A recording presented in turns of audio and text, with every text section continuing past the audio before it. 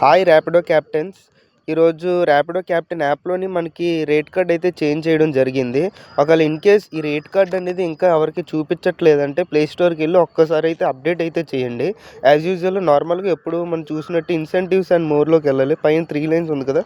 అది క్లిక్ చేయగానే incentives and more అని ఉంటది సెకండ్‌ది. అది క్లిక్ చేయగానే కింద ఇప్పుడు కొత్తగా చూపిస్తున్నాడు. చూజ్ యువర్ ఎర్నింగ్ ప్లాన్ అని. అది క్లిక్ చేసిన తర్వాత చిన్న యానిమేషన్ ఒకటి ప్లే అవుతదనమాట. యానిమేషన్ ప్లే అయిన తర్వాత ఇక్కడ మనకు చూపిస్తది.